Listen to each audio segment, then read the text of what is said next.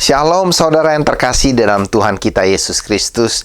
Puji Tuhan kalau kita bisa berkumpul kembali karena kemurahan kebaikan Tuhan menjaga kita senantiasa.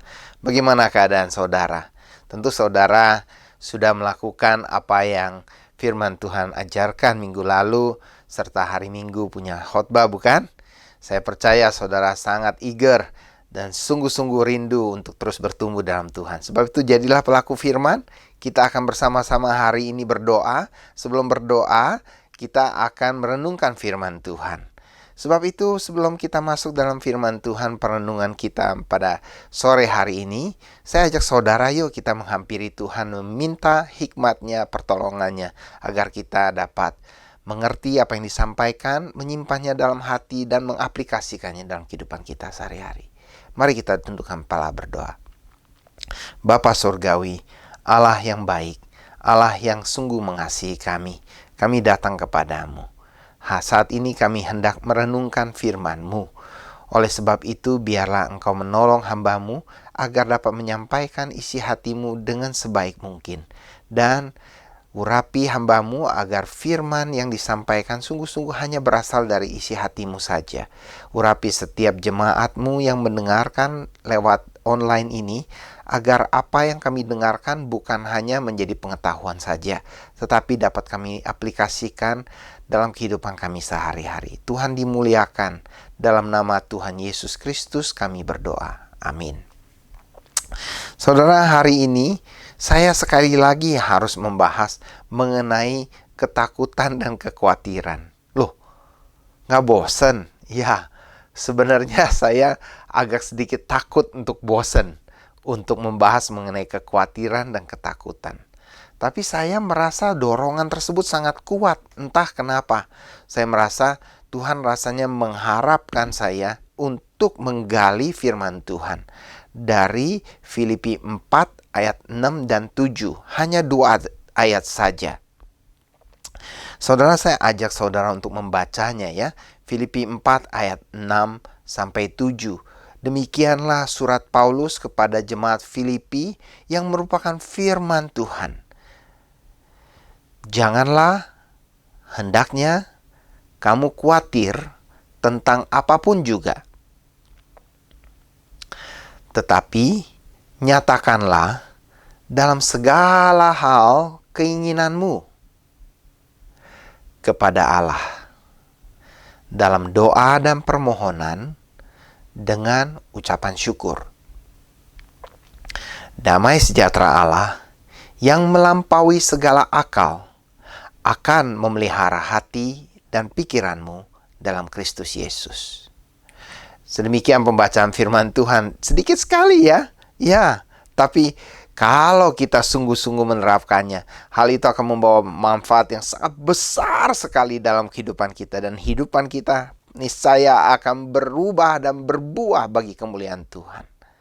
Saudara, bagaimana mungkin kita tidak khawatir tentang apapun juga? Dan mengapa Allah suruh kita untuk tidak khawatir tentang apapun juga? Sepertinya hal itu mustahil. Jika manusia bisa hidup tidak khawatir tentang apapun juga, apakah mungkin manusia bisa hidup tanpa khawatir? Saya harus jujur ya menjawab. Perhatikan baik-baik. Tidak mungkin. Loh, tidak mungkin. Ya, tidak mungkin kita tidak khawatir. Kita manusia akan selalu khawatir. Loh, jadi ngapain khotbah? Ini yang Tuhan mau sampaikan. Bahwa Alkitab mengajarkan kita untuk tidak khawatir. Jangan khawatir katanya tentang apapun juga. Loh, bagaimana orang tadi Pak Arthur sendiri bilang kita tidak mungkin tidak khawatir? Saudara yang terkasih, jikalau saudara berpikir bahwa Alkitab merupakan suatu perintah dan beban-beban yang diberikan kepada manusia untuk dipikul, saya harus katakan bukan demikian. Alkitab merupakan firman Allah yang memberikan kebebasan buat kita untuk dapat melakukannya dengan sukacita yang membebaskan hidup kita dari beban yang tidak seharusnya kita tanggung. Alkitab bukan memberikan kita perintah dan beban yang tidak mungkin kita pikul. Loh, tadi Pak Arthur bilang tidak mungkin tidak khawatir. Ya, kita sebagai manusia akan khawatir. Tetapi Alkitab memberikan kepada kita jalan keluar bagaimana mengatasi kekhawatiran kita. Dan itu yang saya hendak sharekan kepada saudara. Bukan berarti saya sudah berhasil 100% terus-menerus. Tetapi saya terus-menerus belajar untuk melakukannya. Dan saya sering kali berhasil mengatasi kekhawatiran saya melalui ayat yang saya renungkan ini. Dan saya hendak membagikannya kepada saudara. Firman Allah justru memberikan kepada kita kelegaan untuk menghadapi hidup yang berat ini bersama dengan Allah yang begitu setia dan peduli atas hidup dan penderitaan kita. Saudara, Tuhan Yesus pernah menyatakan dalam Matius 6 ayat 27 dan Lukas 12 ayat 25 pernyataan yang sama, pernyataan retorika lewat sebuah pertanyaan. Siapakah di antara kamu yang karena kekhawatirannya dapat menambahkan sehasta saja pada jalan hidupnya? Sehasta saja. Siapa? Nggak ada, bukan? Artinya, kekhawatiran tidak ada manfaatnya. Malah akan merusak hidup saudara dan saya yang memang dipersiapkan adalah untuk memuliakan Allah dan menjadi saksinya. Lalu, bagaimana dong? Mari kita sama-sama menggalinya ya. Kita lihat apa yang firman Tuhan katakan. Tetapi, ya, kata tetapi adalah kuncinya. Bahwa sebaliknya jangan lakukan khawatir, tapi lakukan yang ini. Sebaliknya, yaitu nyatakanlah dalam segala hal keinginanmu. Nyatakanlah dalam segala hal keinginanmu. Kita disuruh, diminta, dinasehati untuk ngomong, untuk ngobrol, untuk nyatakan, untuk katakan kepada Allah. Nyatakan, katakan segala hal keinginan kita. Loh, artinya semua keinginan kita, kesulitan kita. Ya, semua keinginan kita. Loh, kalau salah bagaimana? Oh, jangan khawatir, karena Alkitab mengajarkan kita supaya kita menyatakan segala hal keinginan kita. Jadi doa saudara, jangan hanya katakan kesulitan saja. Katakan kita maunya apa kepada Tuhan. Salah nggak Pak Arthur ini? Ngajarnya nih kayaknya sesat nih. Oh enggak. Kita coba baca yang sungguh-sungguh ya. Nyatakanlah dalam segala hal keinginanmu. Loh, pertanyaannya gini. Kalau salah nanti gimana? Kan kita nggak tahu kita mintanya salah atau enggak. Saya katakan begini. Nggak pernah salah ketika kita minta kepada Allah kita. Loh, kalau kita minta sesuatu yang nggak berkenan kepadanya bagaimana? Kalau kita salah ngomong bagaimana? Kalau kita salah berdoa bagaimana? Kalau salah minta bagaimana? Nah, saya harus jujur nih katakan. Itulah hebatnya Allah kita. Bahwa Ia melihat kepada hati kita. Bukan kepada apa yang nampak di luar. Ia tahu hati kita. Mungkin kita tidak bisa ungkapkan apa yang ada di dalam pikiran kita. Seringkali loh kita tidak mengatakan apa yang ada dalam pikiran kita. Apa yang kita katakan kadang-kadang berlawanan dengan apa yang kita pikirkan. Kita mungkin bisa salah ngomong. Kita mungkin saja bisa salah berdoa. Tapi perhatikan ya, bahwa Alkitab mengajarkan supaya kita menyatakan segala hal keinginan kita. Nah, saya harus mengajak saudara untuk melihat Roma 8 ayat 26 sampai 27. Bahwa Roh Allah tahu apa yang ada di dalam hati kita. Saudara, saya bacakan ya Roma 8 ayat 26 dan 27. Begini kata firman Tuhan. Tapi yang tadi Filipi 4-nya jangan ditutup ya. Kita akan merenungkan secara mendalam. Nah, Roma 8 ayat 26-27 bilang begini, demikian juga Roh membantu kita dalam kelemahan kita, sebab kita tidak tahu bagaimana sebenarnya harus berdoa. Tetapi Roh Allah, Roh besar, R besar, sendiri berdoa untuk kita kepada Allah dengan keluhan-keluhan yang tidak terucapkan. Dan Allah yang menyelidiki hati nurani mengetahui maksud roh itu, yaitu bahwa Allah roh itu sesuai dengan kehendak Allah berdoa untuk orang-orang kudus. Is that amazing? Ya, luar biasa sekali. Jadi jangan pernah takut untuk berdoa dan meminta segala hal keinginan kita kepada Allah. Ya, kalaupun salah, Tuhan pasti akan kasih tahu. Tuhan pasti tidak akan marah ketika kita salah mengucapkan sesuatu dalam doa. Sebab Dia menguji hati kita, Dia tahu hati kita. Ketika hati kita salah, ketika ucapan kita salah, Tuhan pasti akan kasih tahu kita. Jadi, agar kita tidak khawatir, sewaktu berdoa, katakanlah yang jujur. Tuhan, saya merasa susah karena saya mengalami ini dan itu. Saya berdoa kiranya Tuhan menolong saya, misalnya ya, agar saya keluar dari kesulitan saya. Agar saya mendapatkan pinjaman dari siapa gitu. Agar saya kiranya boleh ditolong oleh apa. Nyatakan keinginanmu. Salah, Tuhan pasti akan kasih tahu. Tetapi Tuhan tahu hati kita. Nyatakan keinginanmu, segala hal keinginanmu kepada Allah. Itu yang pertama. Saudara, yang kedua adalah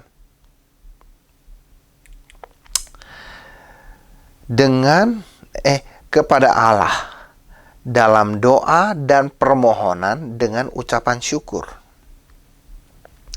Saudara, Alkitab ajarkan kita harus berdoa kepada Allah. Apakah saudara tahu bahwa semua orang berdoa? Semua orang, mau ateis, tidak percaya kepada Allah, mau dia orang Kristen, mau orang apapun agamanya, apapun kepercayaannya, tidak punya agama pun, sebenarnya dia berdoa. Ya, tetapi apakah mereka berdoa kepada Allah? Mungkin saja iya, mungkin juga tidak. Siapa yang tahu? Hanya Allah yang tahu. Allah sendiri tahu apakah kita sedang berdoa kepada Allah atau kita tidak sedang berdoa kepada Allah. Saudara, ada banyak orang berdoa itu hanya untuk mau menasehati istrinya atau suaminya, atau anak-anaknya. Dia tidak sedang berdoa kepada Tuhan, kepada Allah. Dia sedang menasehati melalui cara berdoa. Apakah kita melakukan hal tersebut? Mulailah stop. Kita berdoa kepada Allah. Bukan untuk orang lain, didengar orang lain. Bukan.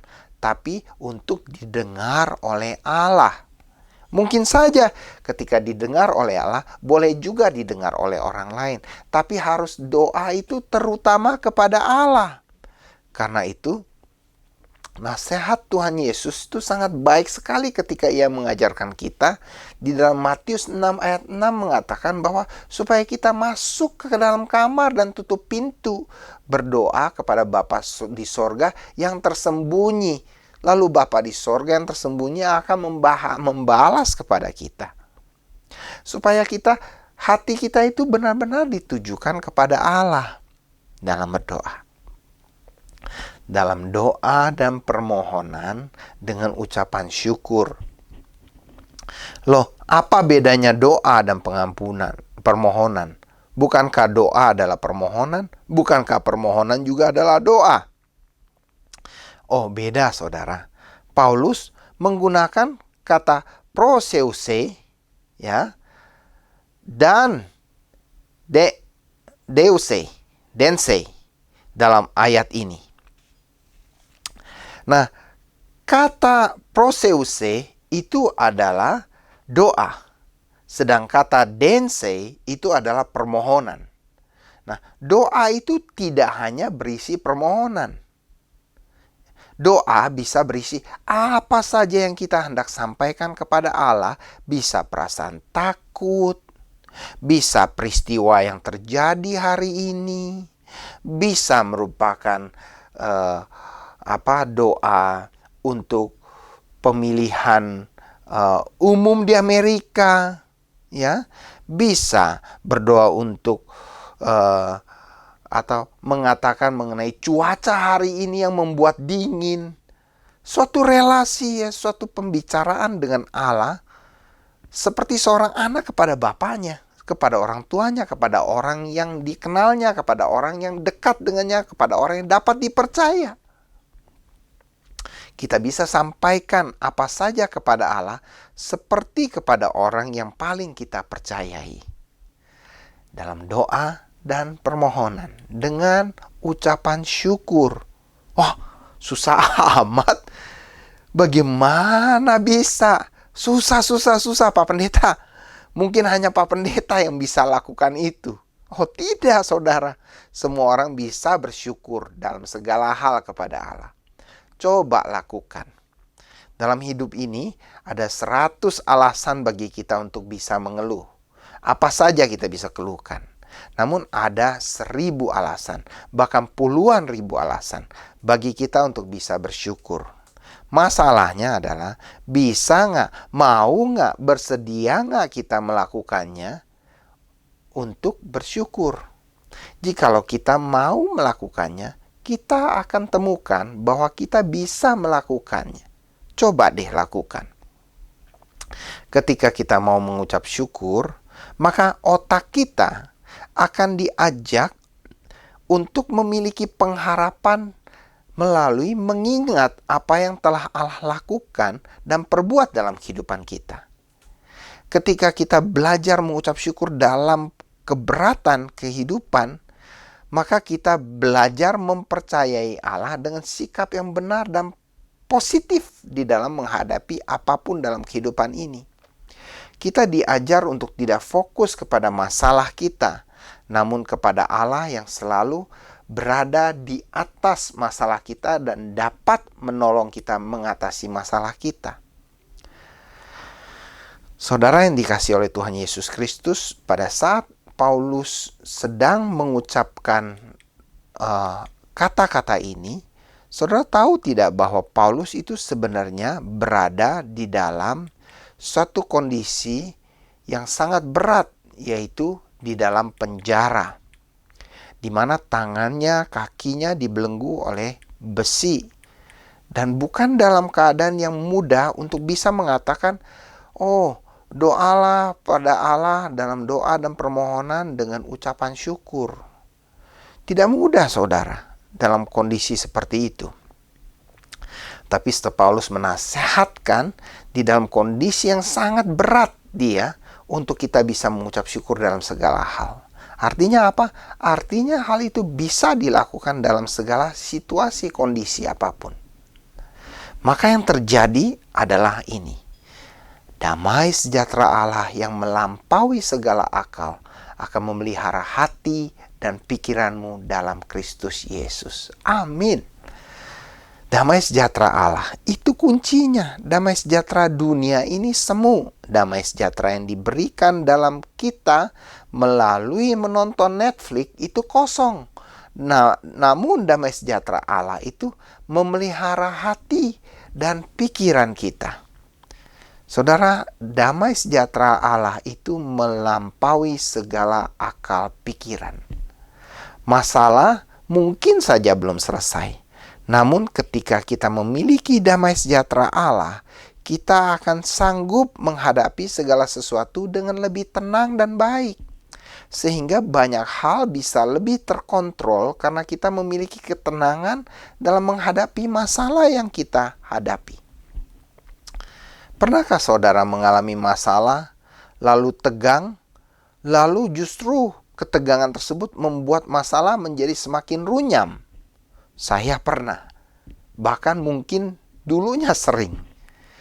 Saya membutuhkan damai sejahtera Allah yang melampaui segala akal untuk menghadapi hidup ini, untuk memelihara hati dan pikiran saya di dalam Kristus Yesus, supaya saya dalam menghadapi masalah, saya dapat tetap tenang. Orang Inggris mengatakan cool, ya, tetap dingin otaknya, ya. Saudara, hal itu tidak mudah, tetapi di dalam Tuhan bisa. Caranya bagaimana? Serahkan segala kekhawatiranmu kepada Allah dalam doa dan permohonan dengan mengucap syukur. Damai sejahtera Allah akan memelihara hati dan pikiran kita dalam Kristus Yesus. Puji Tuhan, kiranya apa yang saya sharingkan bisa menjadi berkat buat saudara dan bisa kita lakukan dalam kehidupan kita sehari-hari. Apakah mudah menghadapi masalah? Saya tahu tidak mudah. Tapi di dalam Tuhan kita sanggup. Mari kita lawan masalah kita dengan lutut melalui doa kepada Allah. Tuhan Yesus memberkati.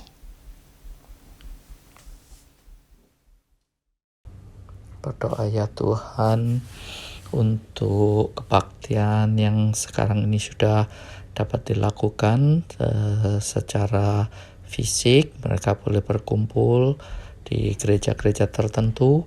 Kami berterima kasih untuk kesempatan untuk mereka yang telah merindukan keadaan ini sekian lama dan akhirnya boleh terpenuhi. Kami tahu itu semua hanya karena kekasih dan kemurahan serta kebaikan-Mu untuk memberi kesempatan anggota jemaat-Mu untuk dapat kembali berbakti bersama-sama, memuji, menyembah, memuliakan Engkau secara fisik ya Tuhan. Tuhan terima kasih, kami serahkan juga gereja-gereja yang telah membuka ini dalam tangan-Mu Tuhan, supaya walaupun kesempatan diberikan, mereka tidak melakukannya dengan sembrono, tetapi melakukan dengan penuh ketaatan terhadap protokol yang ada. Mereka menaati dengan baik dan hati-hati semua protokoler yang diberikan ya Tuhan, tidak dilanggar, tidak diabaikan begitu saja Tuhan, tetapi dicermati dengan hati-hati ya Tuhan, sehingga tidak terjadi hal yang diinginkan kembali, semua dapat berjalan dengan lancar. Dan Tuhan berikan perlindungan yang khusus kepada para volunteer yang melakukan tugasnya dalam pelayanan dan juga para pendeta yang ada. Berikan mereka sukacita yang istimewa dan khusus, berikan kesatuan hati dalam diri mereka, tidak ada persaingan, tidak ada perpecahan, satu dengan yang lain dapat mendukung satu dengan yang lain ya Tuhan, menolong satu dengan lain demi kepentingan bersama. Mereka dapat melakukan kebaktian ibadah ini dengan tertib dan lancar, tidak kurang suatu apapun juga, karena Engkau yang ikut beserta dengan bersama-sama dengan mereka, menjagai hati dan pikiran mereka serta kesatuan hati yang ada ya Tuhan. Terima kasih Bapa, kami mengucap syukur, kami terus mendoakan ya Tuhan, biarlah di tengah-tengah bencana COVID yang ada ini, Engkau tetap bertahta, berkuasa, melindungi dan menjaga umat-Mu serta gereja-Mu ya Tuhan. Kami percaya Engkau Tuhan yang tidak pernah tinggal diam dan terus melakukan perkara yang baik di seluruh umat-Mu dan juga di gereja-Mu. Dalam nama Tuhan Yesus kami berdoa. Amin. Bapa yang Maha Kuasa, sekarang makin banyak sekolah-sekolah yang mempunyai individu-individu yang terkena COVID-19. Tetapi sekolahan tidak ditutup dan pembelajaran masih berlangsung seperti biasa. Malam ini kami ingin mendoakan sekolah-sekolah, murid-murid dan guru-guru, para relawan dan cleaning service di masing-masing sekolah. Kami mohon, jauhkanlah mereka dari serangan virus COVID-19. Kami mohon agar murid-murid, guru-guru, dan para pekerja di sekolah bisa benar-benar mentaati peraturan-peraturan yang diadakan sekolah. Kami mohon agar murid-murid bisa bertahan memakai masker selama di sekolah dan di luar, dan bisa bersocial distancing satu dengan lainnya. Kami mohon agar mereka tetap mempunyai semangat belajar yang tinggi, dan juga guru-guru bisa mengajar dengan penuh dedikasi. Bagi murid-murid dan guru-guru yang sudah terkena virus, kami mohon agar Tuhan berkenan menyembuhkan mereka. Bagi yang mesti karantin, agar diberi kesabaran dan ketaatan untuk tinggal di rumah masing-masing dengan sabar. Untuk para cleaning service, agar mereka bisa dengan giat dan sabar dan lebih berhati-hati dalam mengerjakan pembersihan sekolah untuk keamanan semua orang di sekolah-sekolah. Kami mohon perlindungan Tuhan untuk sekolah-sekolah di Kanada. Demikianlah doa kami. Dalam nama Anak-Mu yang tunggal, Yesus Kristus, kami memohon. Amin. Ya Tuhan, saat ini kami ingin berdoa ya Tuhan untuk keadaan COVID yang ada di Kanada dan also around the world ya Tuhan. Kami mau berdoa Lord, it's so sad ya Tuhan, knowing that we are currently in the second wave, and we want to pray so that you continue to be with us Lord and bless us, and also like people all over Canada terutama ya Tuhan, agar kiranya Engkau memberikan hikmat dan juga kebijaksanaan ya Tuhan kepada tiap-tiap kami, agar kami dapat lebih aware dan hati-hati ya Tuhan, menjaga kesehatan kami, and choosing wisely ya Tuhan, when to meet people ya Tuhan, di saat-saat tertentu saja ya Tuhan. Biarlah ya Tuhan, all the effort ya Tuhan yang dilakukan oleh orang-orang dapat help Lord meredakan second wave ini ya Tuhan. And we also want to pray for the government, for the Prime Minister, for the Health Minister juga ya Tuhan. We want to pray that they can give a guidance, they can be wise in making decisions ya Tuhan related to this COVID as well, so that masyarakat dapat tetap terjaga secara kesehatan dan juga faktor lainnya ya Tuhan, and dan juga urusan ekonomi juga ya Tuhan, so that they can have a good balance ya Tuhan between the safety and the health of the people and also kesejahteraan masyarakat ya Tuhan. And we want to pray as well. We know right now we are going through the winter, so it's a flu season ya Tuhan. We want to pray so that orang-orang dapat terjaga kesehatannya ya Tuhan, nggak ada yang sampai terkena flu dan juga penyakit-penyakit lainnya ya Tuhan. Biarlah Engkau jaga kondisi tubuh tiap-tiap kami ya Tuhan, dan juga orang-orang di luar sana ya Tuhan. Please continue to be with us Lord. And we also want to pray, mungkin saat ini ada orang-orang yang sedang sakit ya Tuhan, whatever the sickness it is, we want to pray for healing, for recovery ya Tuhan. Engkau berkati dokter yang merawat, and also obat-obatan yang diminum ya Tuhan, and also the resting. Biarlah semuanya ya Tuhan dapat membantu ya Tuhan, hanya dalam penyertaan-Mu saja dan perkenanan-Mu saja ya Tuhan dapat disembuhkan ya Tuhan. Thank you Lord, in Jesus' name we pray. Amin.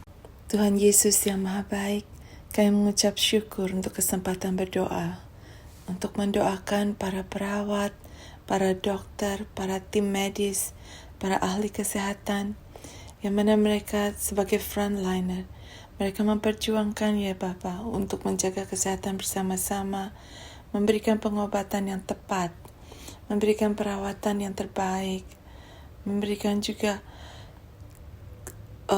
prasarana kesehatan, sehingga kami semua sebagai masyarakat bersama-sama dapat mengerti protokol-protokol yang seharusnya kami jalankan bersama. Kami tahu Bapa, di dalam saat-saat ini, terutama di saat pandemik ini, tidaklah mudah untuk mereka. Berikanlah ahli medis courage ya Bapa, untuk bisa terus berjuang Dan juga untuk kesehatan mereka ya Bapa, lindungilah di dalam tutup bungkus dengan tubuh dan darah Putra terkasih-Mu Yesus Kristus. Dan juga untuk mereka supaya bisa memberikan pengobatan, sarana-sarana kesehatan yang terbaik, sehingga para pasien yang dirawat boleh mengalami pemulihan kesehatan, boleh mengalami sukacita di dalam kesembuhan mereka, di dalam proses mereka ditangani untuk kesembuhan mereka pula ya Bapa. Kami juga mohon ya Bapa, untuk keluarga-keluarga para ahli tim medis, boleh kiranya mereka memberikan support, memberikan mental support terutama ya Bapa, sehingga di dalam saat ini tidaklah mereka menjadi cemas, tidaklah mereka menjadi takut ya Bapa, tetapi mereka bisa terus fokus dan bisa juga bersama-sama saling menjaga kesehatan dan berjalan dengan baik di dalam kesatuan keluarga mereka masing-masing. Ya Bapa, kami juga mohon di dalam saat pandemik ini untuk boleh kiranya para ahli kesehatan menemukan vaksin atau dalam proses tes uji vaksin ini, dan dalam proses juga menuntaskan untuk boleh nanti kiranya disebarluaskan pada masyarakat yang mana vaksin ini bisa menangani COVID ini dengan baik ya Bapa. Kami mohon di dalam saat-saat ini kuasa-Mu terus memegang kami semua, kuasa-Mu terus menjaga kami semua, sehingga masyarakat luas boleh saling merasakan kebersamaan, kerjasama yang baik, dan kesehatan boleh terus kiranya berjalan di dalam kami semua ya Bapa. Kami mengucapkan puji syukur dan kami percayakan di dalam satu nama Tuhan kami Yesus Kristus. Amin. Tuhan, Bapa Surgawi yang Maha Pengasih dan Penyayang, tonggak segala kehidupan alam semesta. Berbahagialah kami yang percaya penuh kepadamu dan taat melaksanakan perintah-perintah-Mu. Dan berbahagialah pula orang-orang yang telah bekerja di ladang Tuhan, mencari perdamaian, mengamalkan cinta kasih, mewartakan kabar gembira, bahkan hidup dalam kekurangan, berkorban untuk meninggikan nama Tuhan, tanpa mencari nama, dan secara diam-diam berjuang untuk keselamatan. Tuhan akan mencatat niat orang-orang ini. Berkatilah mereka dengan hikmat dan kebahagiaan hakiki. Curahkanlah selalu Roh Kudus-Mu kepada mereka dan kepada kami yang ingin berdoa untuk keselamatan umat manusia, terutama di Amerika saat ini. Agar pemilihan Presiden Amerika tanggal 3 November nanti dapat berjalan dengan aman, lancar, damai, dan Presiden yang akan terpilih adalah sesuai dengan rencana-Mu, seorang pemimpin yang mempromosikan perdamaian, menghembuskan udara segar cinta kasih akan Tuhan dan sesama manusia, dapat mengelola negara dengan asas persatuan dan kesatuan. Ya Tuhan, agar Presiden yang terpilih nanti memiliki hikmat dan karisma untuk mengendalikan keamanan, perekonomian, lapangan kerja, serta kesehatan masyarakat yang terpuruk karena pandemi COVID-19 dan masalah SARA. Agar masyarakat Amerika yang terpecah belah saat ini mau bersabar, menahan emosi, dan tidak terpancing oleh provokasi-provokasi kelompok tertentu, mau mendengar dan taat kepada Presiden yang terpilih untuk bersatu kembali, tidak membentuk kelompok-kelompok tandingan untuk melawan kelompok-kelompok yang berseberangan. Tuhan, kami mohon agar Presiden yang baru terpilih nanti dapat menciptakan negara demokrasi yang besar dengan tata tertib yang baik, untuk menuju ke Amerika yang aman, adil dan makmur, menyejahterakan rakyat tanpa ada gesekan-gesekan sara, kaya atau miskin, maupun ideologi-ideologi yang berbeda. Jadikanlah prinsip pendiri-pendiri Amerika, "In God we trust," benar-benar menjadi kenyataan. Tempat di mana setiap orang dapat menjalani kehidupannya dengan penuh gairah tanpa intimidasi dari pihak-pihak lain. Tuhan yang Maha Pemurah, berikanlah kepada para pejabat pemerintahan dan rakyat Amerika pasca pemilihan presiden ini hati yang takut akan Tuhan, menumpukan semua tugas masing-masing hanya dalam hikmat dan jamahan Roh Kudus-Mu. Doa ini kami panjatkan hanya dalam nama-Mu, Yesus Kristus, Juru Selamat kami. Kabulkanlah doa kami ya Tuhan. Jadilah kehendak-Mu di atas bumi seperti di dalam surga. Amin. Bapa kami dalam surga, kami berdoa bagi bangsa dan negara Indonesia, khususnya di dalam menghadapi COVID-19 dan situasi perekonomian. Kami berdoa minta hikmat dan kebijaksanaan serta perlindungan bagi Bapak Presiden Jokowi beserta dengan jajaran pemerintahan baik di pusat maupun di daerah. Mereka boleh menjalankan roda pemerintahan dengan baik, memikirkan kepentingan banyak masyarakat ya Tuhan. Bapa, kami berdoa bagi masyarakat di sana, mereka boleh mentaati peraturan-peraturan yang sudah diberikan, sehingga boleh terjadi kedamaian,